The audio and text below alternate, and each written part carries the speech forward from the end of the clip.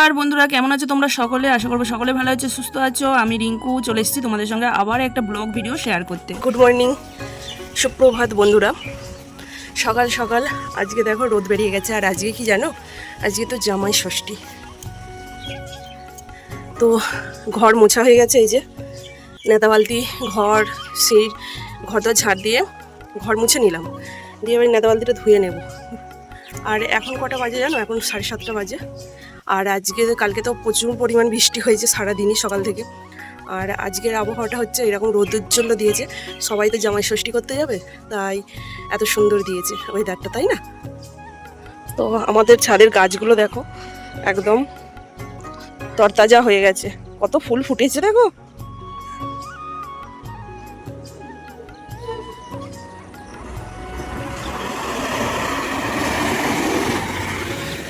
ভাবলাম হয়তো বেড়াতে যাচ্ছে, বাস খালি। এই দেখো নটামণি ফুটেছে, নটামণিগুলো কি ভালো লাগে দেখতে। একটা ফটো তুলে নিলাম। ওদিকে বেল ফুলও ফুটেছে।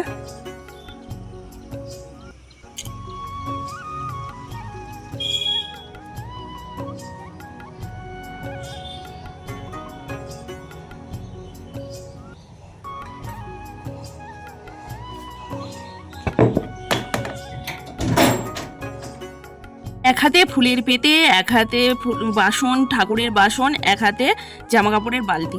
তোমাদেরকে ছাদের বাগান দেখিয়ে আমি নিচেই চলে গিয়েছিলাম। নিচেই এক বালতি কাচাকুচি করে নিয়ে এসেছি। আজকে জামাই ষষ্ঠী বললে কি হবে, তো আমার তো কাজ করতেই হবে, তাই না?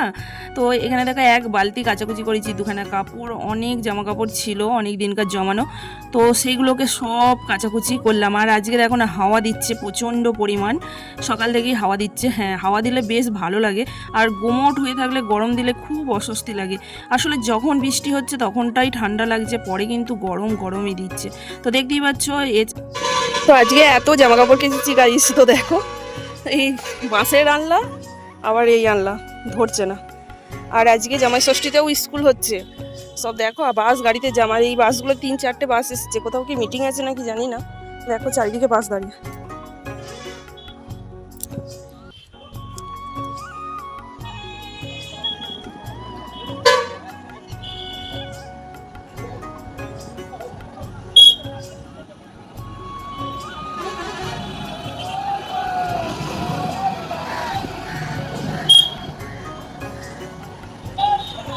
এখন এই পুজোর থালা মাজবো, ফুল তুলবো।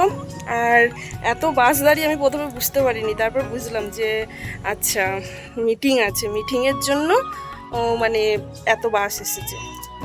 তো চলো তাড়াতাড়ি কাজ করে নি, এখনও পুজো দিতে যেতে হবে গ্রামের বাড়িতে। অনেক নয়নতারা ফুল ফুটেছে। আর নয়নতারা ফুলগুলো এই সময়টাই ফোটে, তো নয়নতারা ফুলে ভর্তি হয়ে গেছে দেখো। আর গাঁদা গাছ বেরিয়েছে, প্রচুর গাঁদা গাছ বেরিয়েছে, ওগুলো তো বৃষ্টির জল পেলেই বেরোয়। তো চলো নয়নতারা ফুল অনেক ফুটেছে, তুলে নিই ঠাকুরের জন্য সকালবেলায়। তাহলে কী বলতো, সকাল সকাল স্নান হয়ে গেলে না, সকাল সকাল পুজো করলে বেশ মনটাও ভালো থাকে। আর আজকে কারা কারা জামাই ষষ্ঠীতে যাচ্ছ অবশ্যই কিন্তু কমেন্টস করে জানো। আর পুরো ব্লগটা দেখো তোমরা, আশা করছি তোমাদের খুব ভালো লাগবে। আর যে যেখান থেকে দেখছো একটা কমেন্টস রেখে যেও কোথা থেকে দেখছো, আমার ভীষণ ভালো লাগবে। আর পারলে একটু লাইক করে দিও, সাবস্ক্রাইব করতে ভুলো না, সাবস্ক্রাইব করে দিও।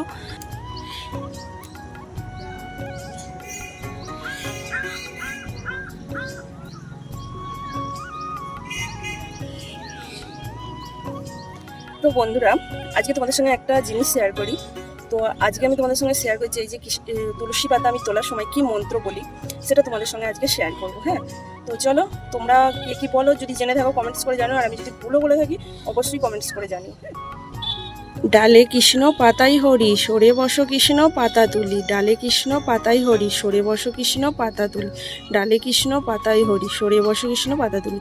তো এই মন্ত্রটা 3বার বলে আর এইরকম করে গাছটাকে নড়িয়ে তবে পাতা তুলতে হয়। আর সব সময় এই কি বলো তো, এক হাতে ধরতে হয় আর এক হাতে পাতা তুলতে হয়। যেহেতু আমার হাতে ফোন আছে তাই আমি এক হাতেই তুলবো। আর এই আঙুলটা কোনো সময় স্পর্শ করতে নেই, কারণ এটা আমরা বলে থাকি দোষের আঙুল। তো এই আঙুলটা দিয়ে আমি কটা তুলসী পাতা তুলে নেব।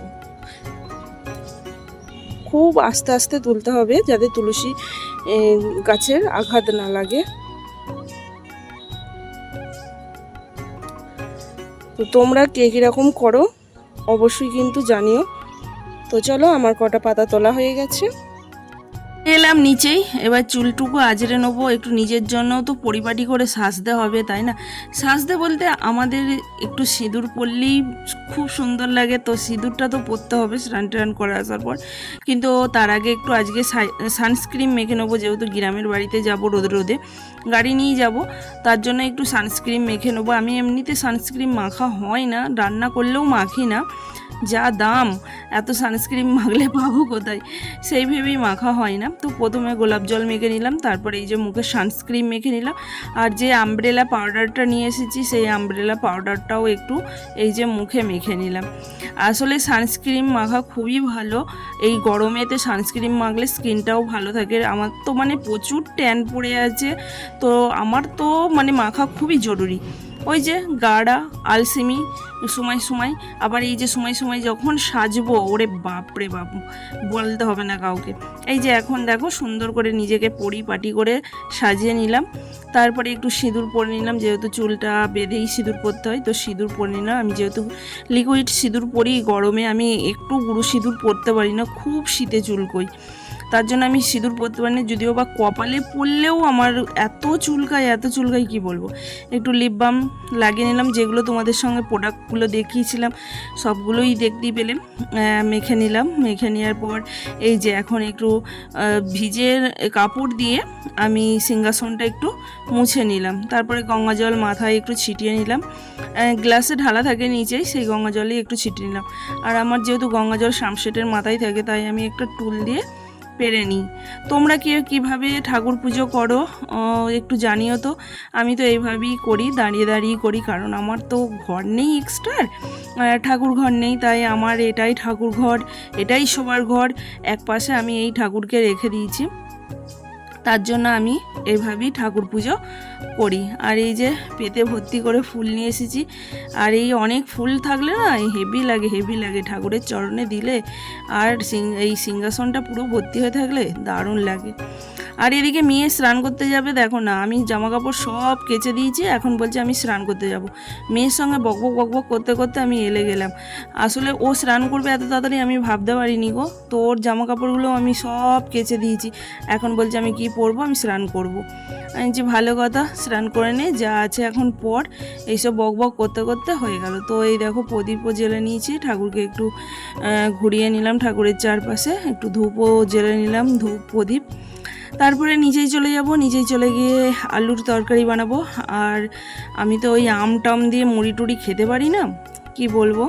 তো আমার ঠাকুরগুলো পুজো করার পর কেমন লাগছে তোমরা একটু কমেন্টস করে জানিও। এই যে দেখো, এই যে আমার সামান্য ছোট্টখাট্টো হয়ে থাকে ঠাকুর ঘর, অবশ্যই কিন্তু কমেন্টস করে ঘরের জানাবে। মধ্যেই ঠাকুর রেখে আমি দিই, তো জানি না পুজো পাঠ সবকিছু, করি। যতটুকু জানি তোমাদের সঙ্গে সব ততটুকু শেয়ার করি, আর যেটুকু জানি না সেটুকু তোমরাও শেয়ার আমাকে বলতে পারো, অবশ্যই বললে ভীষণ ভালো লাগবে। তারপরে এই যে আলুর তরকারি বানাচ্ছি, ঝাল করে আলুর তরকারি, উপোসের দিনে দেখবে না ঝাল করে যে কোনো জিনিস ঝাল খেতে ভীষণ ভালো লাগে। তো ঝাল করে আলুর তরকারি বানালাম, তারপর চিড়ে, মুরগি, কলা, আম তো ঘরেরই আছে, সমস্ত কিছু নিয়ে এলাম, মিষ্টি। আর এই যে শাশুড়ি মাকে দিতে চলে এসেছি, আর আমি শাশুড়ি মাকে দিতেও এসেছি, আর আমাদের গ্রামেই ব্রাহ্মণ, তো ব্রাহ্মণ বাড়িতে পুজোও দিয়ে নিলাম। পুজো বলতে কি বলো তো, ষষ্ঠীতলায় পুজো ওরা দিয়ে আসে, এবার বাড়িতে এসে একটু প্রসাদ দেয়, তো আমি একটু প্রসাদ নিয়ে এলাম। আর আজকে যেহেতু ষষ্ঠী, তাই ষষ্ঠীতলার হলুদ এই যে সন্তানের কপালে একটু ছুঁয়ে দিতে হয়। আর সিঁদুরটা আমি পাইনি, ওই ষষ্ঠীতলার সিঁদুরও একটু নিজের কপালে নিতে হয়, কিন্তু সিঁদুরটা আমি পাইনি, তো হলুদটাই মেয়ের কপালে ছুঁয়ে দিলাম, মা ষষ্ঠীর সিঁদুর। আর সবার মঙ্গল করুক। প্রসাদ খেয়ে নিলাম, দেখতে 12টা বেজে গেছে। আলুর তরকারি দিয়ে মুড়ি খাবো এখন, এই যে তোমাদেরকে দেখাচ্ছি গাইস, এখন আমরা মুড়ি খাবো। আর মুড়ি খেতে ভালো লাগে, এই উপোসগুলো ভালো লাগে যেগুলো মুড়ি খাওয়া, আর যেগুলো লুচি টুচি খাওয়া ওরে বাবার কি যে লাগে। এদিকে মেয়েও মুড়ি খেলো, বললো মা আমিও মুড়ি খাবো।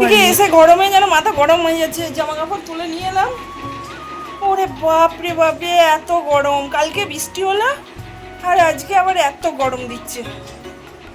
শুয়ে পড়েছি সানের মধ্যে, আর পাচ্ছি না গরমে। তো তো তোমরা তো জামাই ষষ্ঠীতে কে কে যাও বললাম কমেন্টস করো। আমি তো যাই না, দীর্ঘ 10-12 বছর হয়ে গেল যাই না, কারণ আমার বর যবে থেকে দোকান খুলেছে তবে থেকে আমার জামাই ষষ্ঠীতে যাওয়া উঠে গেছে। আর মনটা খারাপ হয় কখন জানো তো, যখন দেখি রাস্তা দিয়ে প্রচুর লোকজন যায়।